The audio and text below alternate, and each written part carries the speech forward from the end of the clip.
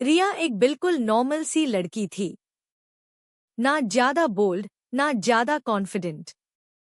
बस जिंदगी के एक ऐसे फेज में थी जहां वो खुद को समझने की कोशिश कर रही थी। हर सुबह वो अपनी खिड़की के पास बैठकर बाहर देखती। लोग ऑफिस जा रहे होते, स्टूडेंट्स कॉलेज के लिए निकल रहे होते, और रिया के मन में एक हाई थॉट बार बार आता। सब अपनी लाइफ में आगे बढ़ रहे हैं, पर मैं क्यों वही की वही हूं? रिया के अंदर एक चुपचाप सा डर रहता था। वो किसी को दिखता नहीं था, पर हर डिसीजन के टाइम वो डर उसके सामने आ खड़ा होता था। जब भी कोई नया मौका मिलता, कोई न्यू आइडिया आता, या कोई चांस सामने आता, अंदर से आवाज आती, मुझसे नहीं होगा, मैं इतनी कैपेबल नहीं हूं। वो ज्यादा बोलती नहीं थी, अपने आइडियाज शेयर करने से डरती थी। उससे लगता था, अगर गलत बोल दिया तो, अगर लोग हंसने लगे तो। रात को अक्सर वो फोन उठाकर सोशल मीडिया स्क्रॉल करती। कोई जॉब क्रैक कर रहा होता, कोई नया बिजनेस स्टार्ट कर चुका होता, कोई स्टेज पे खड़ा अपलॉस ले रहा होता। हर सक्सेस के साथ रिया का कॉन्फिडेंस थोड़ा और कम हो जाता। वो खुद से कहती, उनके पास टैलेंट है, सपोर्ट है, लक है, मेरे पास क्या है?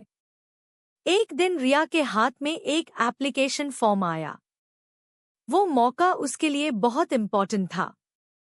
उसने फॉर्म ध्यान से भरा, डिटेल्स लिखी, पर सबमिट करने से पहले उसके हाथ कांप गए। उसके दिमाग में सिर्फ फेलियर घूम रहा था।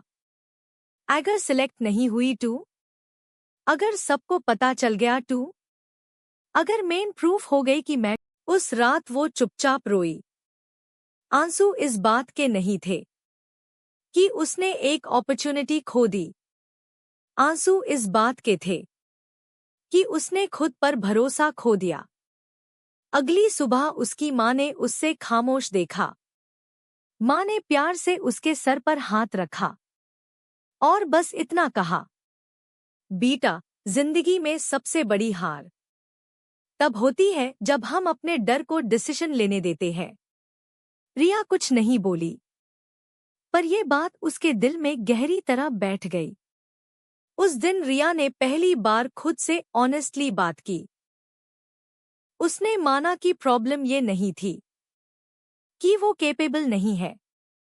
प्रॉब्लम ये थी कि वो खुद को मौका ही नहीं दे रही थी। उसने डिसाइड किया, मैं परफेक्ट होने का वेट नहीं करूंगी, मैं बस स्टार्ट करूंगी। उसने एक सिंपल नोटबुक ली और पहले पेज पर लिखा, रोज सिर्फ एक छोटा स्टेप। शुरुआत मुश्किल थी, कभी समझ नहीं आता, कभी गलती हो जाती, कभी मन करता सब छोड़ दीन का। कई बार वो खुद से कहती, मुझे पहले से पता था ये मेरे बस का नहीं है। पर फिर माँ की बात याद आती, डर का मतलब फेलियर नहीं होता, डर का मतलब होता है ग्रोथ।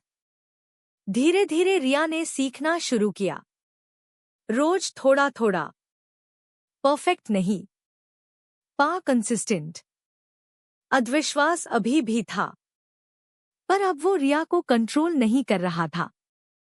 अब कंट्रोल रिया के हाथ में था। कुछ महीने बाद जब वो मिरर में खुद को देखती, टू यूज पहली बार एक वीक लड़की नहीं, बल्कि एक लर्निंग और स्ट्रॉन्ग लड़की दिखती।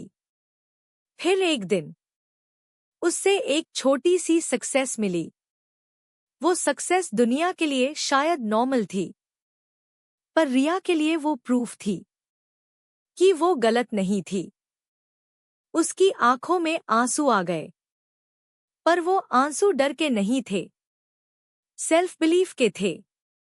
आज रिया ये नहीं कहती कि उसे कभी डर नहीं लगता। डर आज भी आता है, पर फर्क सिर्फ इतना है अब डर डिसीजन नहीं लेता।